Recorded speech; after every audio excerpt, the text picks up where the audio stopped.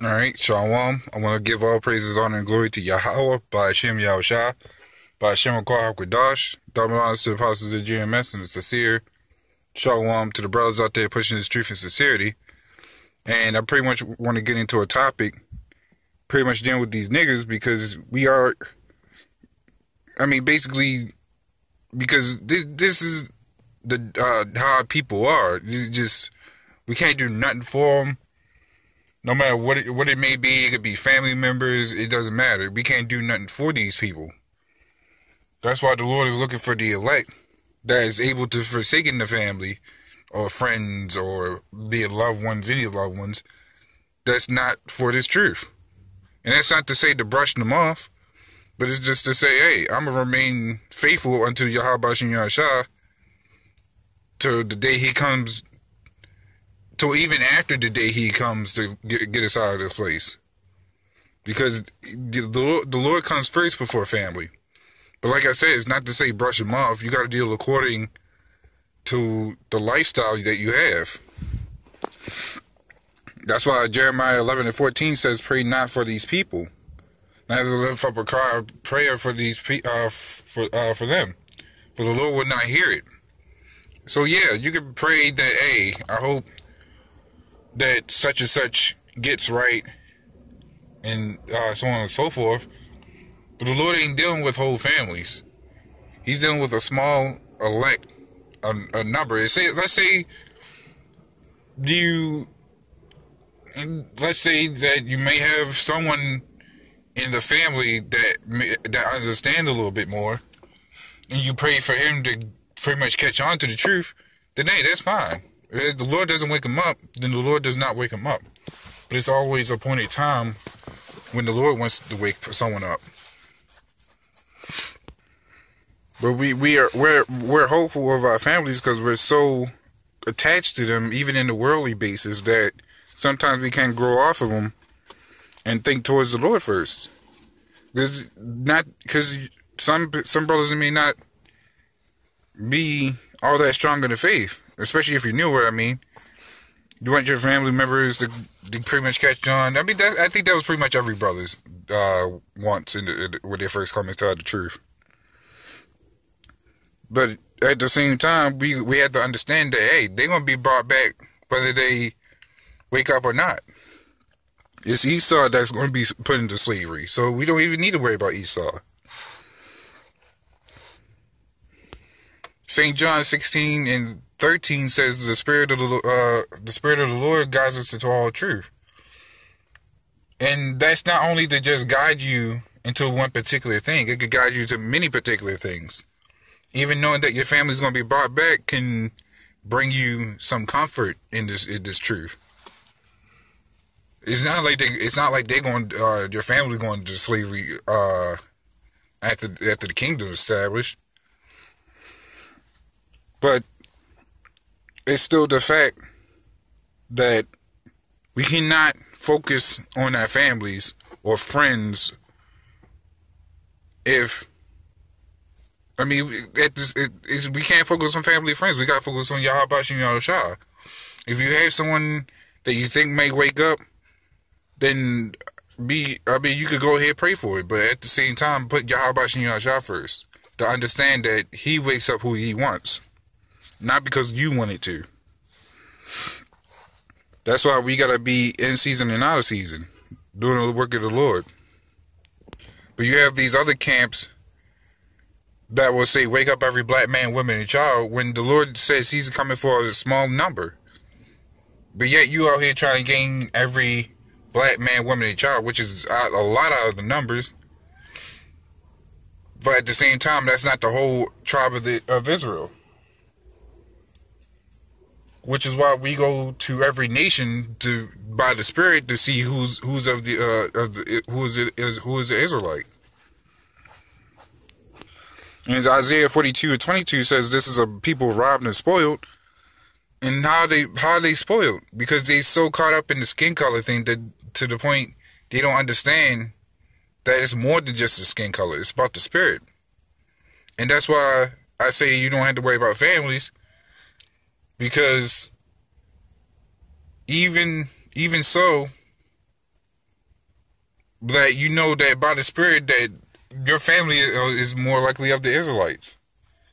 You may have some families that might have some heathens in it, but for the most part, if you know your family is Israelites, they're gonna be good.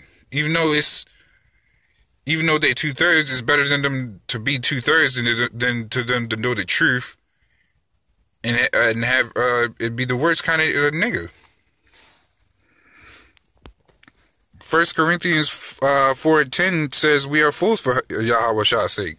So yeah, naturally we're gonna want some of our family members to wake up. We're gonna want everybody to try to wake up, to know the truth. We're excited, but at the same time, you gotta let that stuff go. You gotta be more heavy to the Spirit and worry about the elect more so than not once. To be party of the elect, or even knowing this truth, is to be selfless. Well, I'm trying to look for another word about it, but you can't be selfish. You gotta be completely about the brotherhood. You gotta do you gotta love the Lord Yahweh Shah, even as if you claim to love him, but you gotta show them works. You gotta show the works that, hey, no matter what happens, that the Lord can even smite my own family or friends or whatever, that I still gotta remain diligent to the Lord, because the Lord ain't just gonna put me through something that I can't handle. Knowing that the Lord has our backs through thick and thin. If you're being a brother, that is, if you're being a nigga, you're going to be crossed out anyways. You're just being used for a better purpose at this point, until you die. But as a brotherly elect, or the hopeful elect, that we're going to try to do the best we can for Yahweh Shah, because he gave us instructions to do what we're supposed to do. Unlike these other camps that wants to use everything to their own vain opinions about waking up everybody, all these other shenanigans. That's why Jeremiah 10:8 goes into niggas in other camps using a doctrine full of vanities. And we can't do that. What the Lord says goes. And it's not like we're looking at this as a one-sided thing, because the Lord breaks up many things into many parables. But at the same time, for the obvious simple things, we can't change that. We can't change that. If the Lord says basically Babylon is going to die, it's going to be destroyed, then it's going to be destroyed. We can't say, oh, we're going to save America, build up in this place. That's completely ass backwards than anything. Why would you want to build in a place that's going to be destroyed? Like, that doesn't make any sense in itself. You basically saying that you want to save Babylon, but here we are trying to wait for the Lord to come back and destroy it.